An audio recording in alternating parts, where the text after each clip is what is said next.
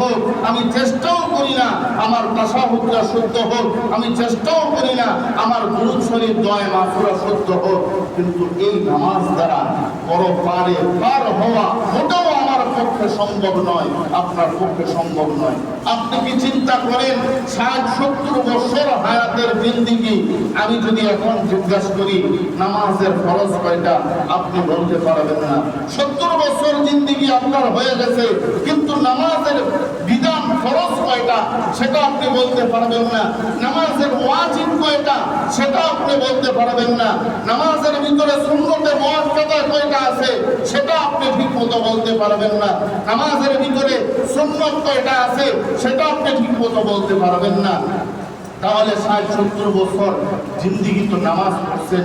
অনেক বৃদ্ধ বাবাদেরকে দেখি যে নামাজের মধ্যে নামাজ পড়ে ঠিক আছে, কিন্তু সেজদা শুদ্ধ নয়। এমন বৃদ্ধ বহু বাবারা আছে যাদের 60-70 বছর হায়াতের জিন্দেগি চলে গেছে, কিন্তু এখনো পর্যন্ত রুকুটা শুদ্ধ নয়। এই রুকু অশুদ্ধ রুকুর নামাজ নিয়ে আল্লাহর দরবারে আপনি কিভাবে দাঁড়াবেন? অশুদ্ধ সেজদার নামাজ নিয়ে আল্লাহর দরবারে কিভাবে দাঁড়াবেন? অশুদ্ধ তাশাহুদের নামাজ নিয়ে আল্লাহর দরবারে কিভাবে দাঁড়াবেন? অশুদ্ধ দুরূদ শরীফ, যে নবীর উপর দুরূদ পড়া প্রত্যেকটা মুসলমানের জন্য ওয়াজিব, শ্রেষ্ঠ নামাজের ভিতরে শ্রেষ্ঠ নবীর দুরূদ আল্লাহ তাআলা দিয়েছেন। কোন ব্যক্তি যদি নবীর নাম শুনেছেন মুহাম্মদ, সাথে সাথে সে বলতে হবে সাল্লাল্লাহু আলাইহি ওয়াসাল্লাম। ওই নবীর দুরূদ নামাজের মধ্যে দেওয়া আপনার ওই দুরূদটা শুদ্ধ নয়। আপনি এই অশুদ্ধ দুরূদের নামাজ নিয়ে আল্লাহ তাআলার কুদরতি দরবারে কি করে দাঁড়াবেন আর কি করে জবাব দিবেন আল্লাহ তাআলার কাছে যে আল্লাহ আমি নামাজ নিয়ে আসছি? বরঞ্চ ওই নামাজ আপনার পুরান কাপড়ের পোটলা বানাইয়া আপনার কপালে ছুঁড়ে মারা হবে। ওই নামাজ আল্লাহ তাআলার দরবারে গ্রহণযোগ্য হবে না। এজন্য নামাজ পড়নেওয়ালা দ্বিতীয় কিসিমের নামাজি হলো যারা নিয়মিত নামাজ পড়ে ঠিক, কিন্তু নামাজের মধ্যে মন রাখে না, মন রাখার চেষ্টাও করে না, মন রাখেও না, রাখার চেষ্টাও করে না।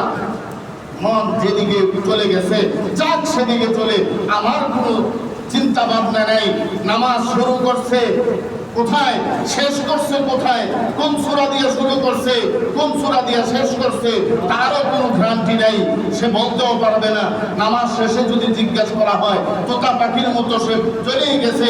আর যার চিন্তা ছিল, মগজ ছিল আপনার ওই দোকানের দিকে, ব্যবসা বাণিজ্যের দিকে। আর নামাজটা এরকম একটা জিনিস যে দেখেন দুনিয়ার ভিতরে স্বর্ণ সবচাইতে দামি জিনিস, স্বর্ণ সবচাইতে দামি জিনিস। আর এই স্বর্ণ মানুষ রাখে। আর স্বর্ণ এমন একটা জিনিস যে স্বর্ণ চুরি হওয়ার ভয়ও থাকে না, ঠিক না?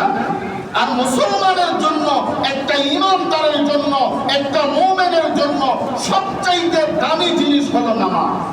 আর ওই শয়তান ইবলিস নামাজকে চুরি করে নিয়ে যাওয়া, এটা ইবলিস শয়তানের কাজ। আর চুরি হইয়া যাওয়া তার ভয়টা নামাজের ভিতরে সবচেয়ে বেশি।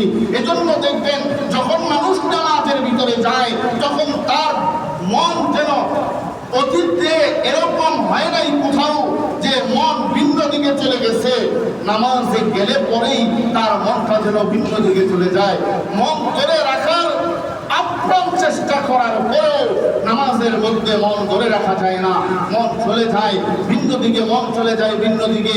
কারণ ইবলিস শয়তান একটা শক্তিশালী শত্রু আপনার, যেটা ইন্নাহু লাকুম আদুউম মুবিন। আল্লাহ তাআলা বলছেন তোমার প্রকাশ্য শত্রু।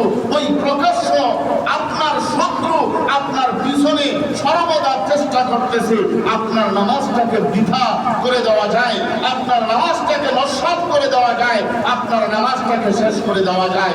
এই দামি জিনিস যদি আপনি ধরে রাখতে হয় তাহলে কয় নম্বরের নামাজি আপনি হবেন আপনি চিন্তা করে দেখেন।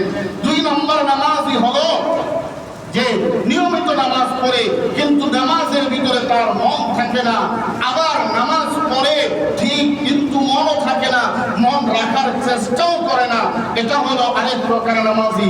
প্রথম প্রকার নামাজি হলো মাঝে মধ্যে নামাজ পড়ে আর মাঝে মাঝে ছাড়ে। এই প্রকার নামাজি জান্নাত পাওয়া মোটেও সম্ভব নয়, মুক্তি পাওয়া মোটেও সম্ভব নয়। দ্বিতীয় প্রকার নামাজি যেটা নামাজের মধ্যে মন থাকে না, মন রাখার চেষ্টাও করে না, এই ধরনের নামাজিও ফুলসেরাত পাড়ি দেওয়া সম্ভব হবে না। 3 নম্বর নামাজি হলো মন মাঝে মাঝে থাকে না, আবার মাঝে মাঝে রাখার চেষ্টা করে। মাঝে মাঝে কি করে? রাখার চেষ্টা করে। মন নামাজে থাকে না, তবে ধরে রাখার চেষ্টা করে। মন চলে গেছে, আবার মনের সাথে যুদ্ধ করে নামাজে মন নিয়ে আসছে। মন চলে গেছে, আবার যুদ্ধ করে নামাজের মধ্যে মন নিয়ে আসছে। ইবলিস শয়তানের সাথে বারবার বারবার বারবার বারবার যুদ্ধ করা, বারবার ইবলিস শয়তানের সাথে যুদ্ধ করা। যখনই মন থেকে নামাজ থেকে মন চলে যায়, তখনই চিন্তা করতে হবে যে হায়, আমাকে ইবলিস শয়তান ধোঁকা দিতেছে, আমি নামাজের ভিতরে মন ফিরে আনতে হবে।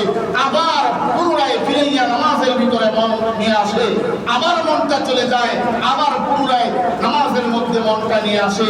এই ধরনের নামাজই হলো এক প্রকার নামাজি।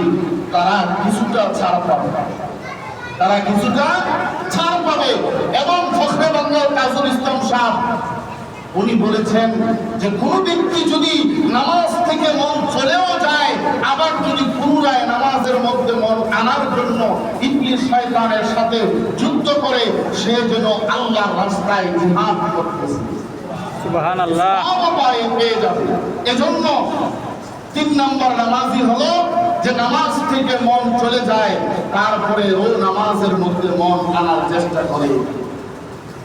শয়তান নামাজের 4 নম্বর নামাজি, শয়তান নামাজে বাহিরে নিতে পারে না। যে এইভাবে চেষ্টা করতে করতে করতে করতে করতে করতে একদিন এমন অবস্থা হয় যে শয়তান আপনার কাছে এসে বলে আপনার মন নামাজ থেকে বাইরে যায় না, নামাজের মধ্যেই থাকে। আর নামাজের মধ্য থেকে মন বাহিরে যায় না। আর এই নামাজি 4 নম্বর নামাজি। আর 5 নম্বর নামাজি হলো নামাজ এই প্রথম 2 প্রকার নামাজি নয়, 3 নম্বর নামাজি।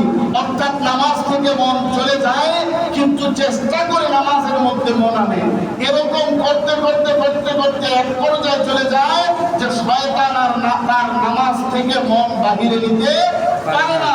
এই 2 চেষ্টার মাধ্যমে বান্দা এমন হয়ে যায় যে নামাজ পড়ে এমন মজা নামাজের ভিতরে পায় যে গোটা পৃথিবীর ভিতরে নামাজের চাইতে এর চাইতে বেশি মজা ওই ব্যক্তি আর কোথাও খুঁজে পায় না। এটা হলো 5 নম্বর নামাজ। যদি কেউ 5 নম্বর নামাজি হতে পারে, তাহলে সে ফুলসিরাত বিজলি আকারে পার হয়ে যাবে।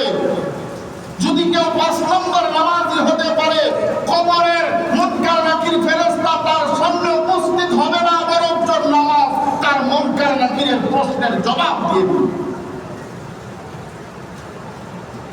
হাসরের মিজানে ফুলসিরাতে তার কোনো চিন্তা থাকবে না, পুরো চিন্তা মুক্ত হয়ে যাবে। 5 নম্বর নামাজি। তবে নামাজটা হতে হবে কি?